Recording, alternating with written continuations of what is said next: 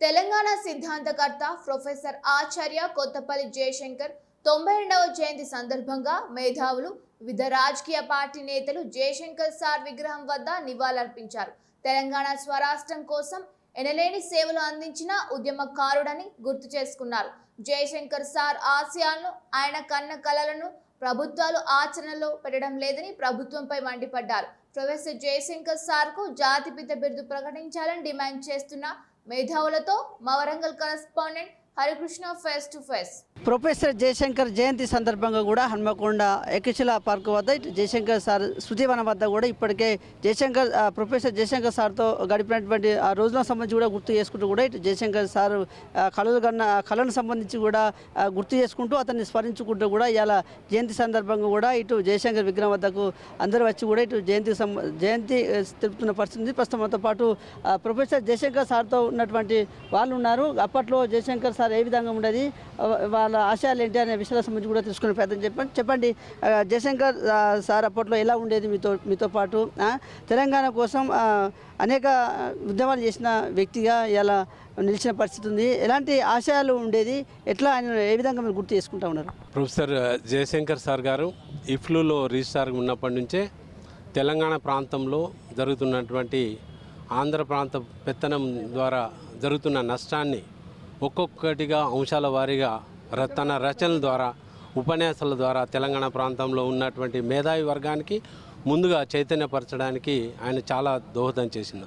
అటు తర్వాత కాకతీయ యూనివర్సిటీలో రిజిస్ట్రార్గా, తర్వాత వైస్ ఛాన్సలర్గా ఉంటూ ఈ ప్రాంతం అభివృద్ధి కొరకు, ఈ యూనివర్సిటీ అభివృద్ధి కొరకు దాదాపు 60కి పైగా అధ్యాపక నియామకాలను చేపట్టి వారి ద్వారా తెలంగాణ ప్రాంతం మొత్తానికి కూడా చైతన్యపరుస్తూ నీళ్లు, నిధులు, నియామకాల్లో వెనుకబడిపోయినటువంటి ఈ తెలంగాణ ప్రాంతాన్ని అత్యంత ఉన్నత స్థాయికి తీసుకురావాలంటే ప్రత్యేక రాష్ట్ర ఉద్యమం ఒకటే సాధ్యము. ప్రత్యేక రాష్ట్రం ఏర్పడితే తప్ప మన ప్రాంతానికి న్యాయం జరగదు అని చెప్పి మేధావి వర్గానికి చైతన్యపరిచినటువంటి మహా గొప్ప మేధావి అతను.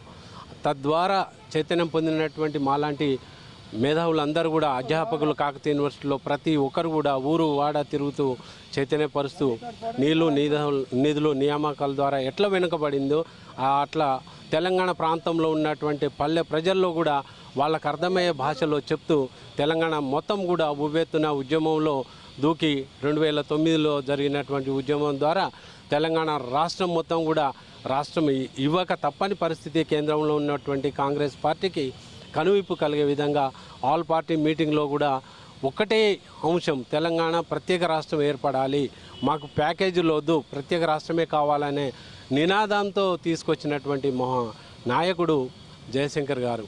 తద్వారా సాధించినటువంటి తెలంగాణ రాష్ట్రం తప్పని పరిస్థితుల్లో రాష్ట్రం ఏర్పడింది. కానీ ఏదైతే తెలంగాణ రాష్ట్ర ఉద్యమం ద్వారా ఏర్పడినటువంటి పార్టీ అధికారంలోనికి వచ్చినాక నీళ్లు, నిధులు, నియామకాలు గాలికి వదిలేసి సులాభాపేక్షతో మొత్తం తెలంగాణ ప్రాంత ధనాన్ని దోచుకున్నటువంటి గత 2 పర్యాయాలు చేసినటువంటి పార్టీ దాని నుంచి కోలుకోవడం కొరకు తిరిగి తెలంగాణ ప్రాంతంలో ఉన్నటువంటి మేధావి వర్గము ఇక ఈ తెలంగాణ ఉద్యమం ద్వారా ఏర్పడినటువంటి ప్రభుత్వము మోసం చేసింది. కాబట్టి తిరిగి మనకు ఆల్టర్నేటివ్ ఒక ప్రభుత్వాన్ని ఎన్నుకోవాలని చెప్పి ప్రస్తుతం ఉన్నటువంటి రేవంత్ రెడ్డి గారి నాయకత్వంలో కాంగ్రెస్ పార్టీని అధికారంలోకి తీసుకురావడం జరిగింది. ప్రస్తుతం మనం చూస్తున్నాం ఎంత 8 లక్షల పైగా 60,000 కోట్ల బడ్జెట్ నిధులు మిగులు బడ్జెట్తో కాంగ్రెస్ పార్టీ 2013లో అధికారాన్ని ఇస్తే ఇప్పుడు 8 లక్షల పైగా అప్పుతో ప్రస్తుతం ఉన్న కాంగ్రెస్ పార్టీకి అప్పచెప్పడం జరిగింది. మీరు చెప్పండి, తెలంగాణ కోసం చేసిన పోరాటంలో అత్యంత ఏదైతే స్ఫూర్తినిచ్చిన అంశం ఏముంది అందులో, మీరు ఏం చెప్తారు?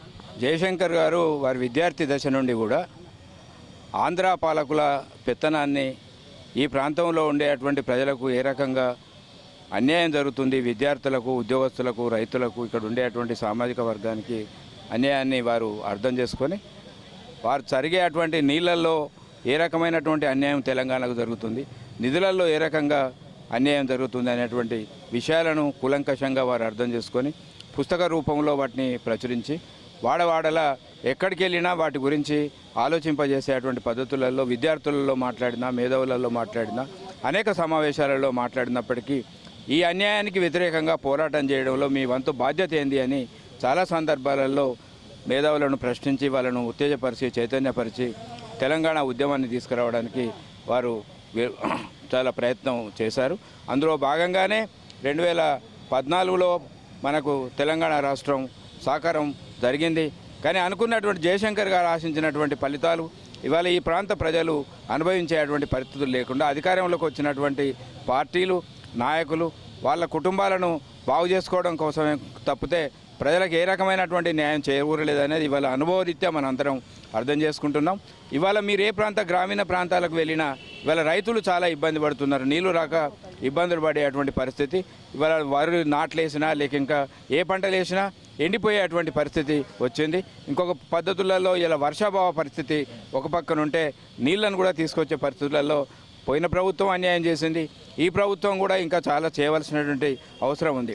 కాళేశ్వరం కూలిపోయింది, నష్టం జరిగిందని చెప్తూ ఉన్నది వాస్తవం. కానీ దాని నిర్మాణం మళ్ళీ చేపట్టి రైతులకు నీళ్ళు అందించే దిశలో ఈ ప్రభుత్వాలు కూడా పనిచేయాలి. కేవలం వాళ్ళని బదనాం చేసేటువంటి కార్యక్రమమే కాకుండా మన వంతు పాత్ర కూడా మనం చేసి ఇలా రైతులకు న్యాయం చేయాలనేటువంటి ఆలోచించాలి. అదేవిధంగా ఇవాళ నిధుల గురించి మాట్లాడితే ఈ ప్రభుత్వాలు ఎక్కడ పోయినా ఇవాళ నిధులు లేవు, ఈ బడ్జెట్ లేదు, ఈ రోడ్ వేయలేము, ఈ ఉద్యోగాలు చేయలేము, తర్వాత ఈ జీతాలు ఇచ్చేటువంటి దాంట్లో కూడా ఇవాళ చాలా ఇబ్బందికరమైనటువంటి పరిస్థితులు ఉన్నాయి. ఇవాళ రైతులకు కూడా రైతు బంధు ఇస్తామని చెప్పిండ్రు. దాదాపు సంవత్సరానికి ఒకసారి 2 సార్లు వేయవలసినటువంటి రైతు బంధు ఏదైతే ఉన్నదో అది 2 సంవత్సరాలకు ఒకసారి ఏదో వేసి కొంతమందికి కొన్నిసార్లు వేసి ఇవాళ రైతులను అందరినీ అన్యాయం ఆ ప్రభుత్వాలు ఈ ప్రభుత్వాలు అందరికీ అన్యాయం చేసేటువంటి పరిస్థితి ఉంది.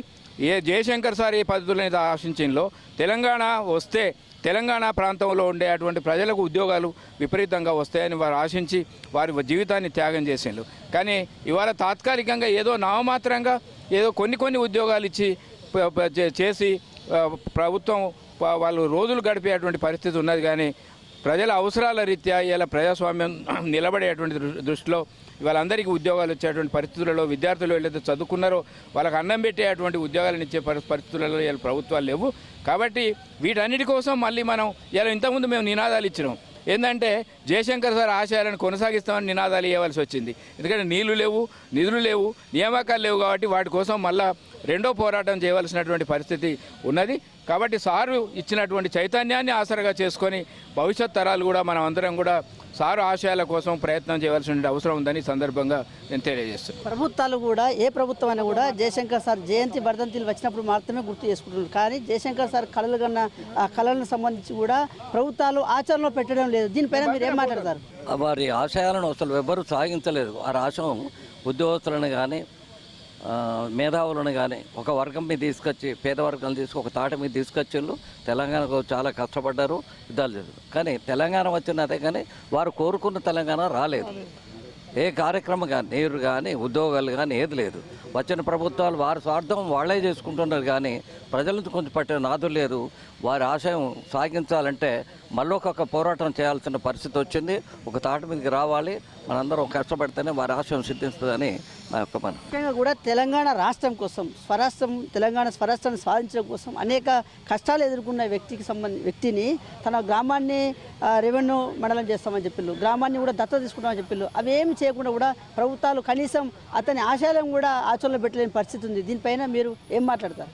ప్రొఫెసర్ జయశంకర్ సార్ 92వ జయంతి సందర్భంగా ఈరోజు వారికి మరి పూలమాలలతో ఘనమైనటువంటి అశ్రు నివాళులు అర్పించాం. తర్వాత వారితో నాకున్నటువంటి అనుబంధం ఏంటంటే గురు శిష్యుల అనుబంధం. నేను రిటైర్డ్ హెడ్ మాస్టర్. ఆ తర్వాత తెలంగాణ రాష్ట్ర సాధన కోసం మన తెలంగాణ రీజనల్ టీచర్స్ యూనియన్ స్థాపించి తర్వాత నా ఇంట్లో అంటే ఇక్కడ విద్యారణ్యపూర్లో జయశంకర్ సారు, జనార్దన్ రావు గారు, తర్వాత వీళ్ళందరూ కూడా ప్రొఫెసర్ వెంకటనారాయణ గారు, నరేందర్ గారు అందరూ కూడా విచ్చేసేసి ఆ సంఘాన్ని స్థాపించాం.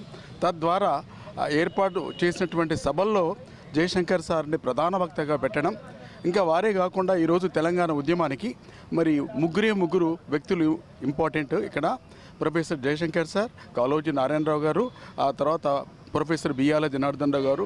ఈ ముగ్గురు తెలంగాణ రాష్ట్ర సాధన కోసం చాలా దాదాపుగా అవుట్ ఆఫ్ 24 అవర్స్లో వాళ్ళు దాదాపు 18-20 అవర్స్ వాళ్ళు సర్వీస్ చేసి తెలంగాణ ఉద్యమ జ్వాల భావ వ్యాప్తి కోసం పాటుపడ్డారు. తద్వారా రాష్ట్రాన్ని సాధించుకున్నాం. తర్వాత యాక్చువల్గా ఎందుకంటే తెలంగాణ జాతిపితగా అసలు ప్రభుత్వాలు ప్రకటించాల్సి ఉంది.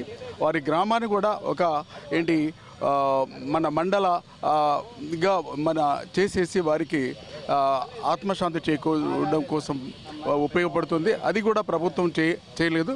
దాని విషయంలో కూడా మరి ప్రభుత్వం దిగి వచ్చేసేసి తాను జన్మించినటువంటి అక్కంపేటను ఒక మండల స్థాయిని కలిగించాల్సిందిగా ఈ సందర్భంగా కోరుకుంటూ మరి జయశంకర్ సార్ యొక్క ఏదైతే 3 అంశాలు వారు చెప్పారు అండ్ నియామకాలు, నిధులు, నియామకాలు, తర్వాత నీళ్లు, ఇవన్నీ కూడా ఎందుకంటే తెలంగాణ రాష్ట్రం సాధించి 13-14 సంవత్సరాలు అయినప్పటికీ కూడా వాటిలో ఈ ప్రభుత్వాలు విఫలమైనాయి.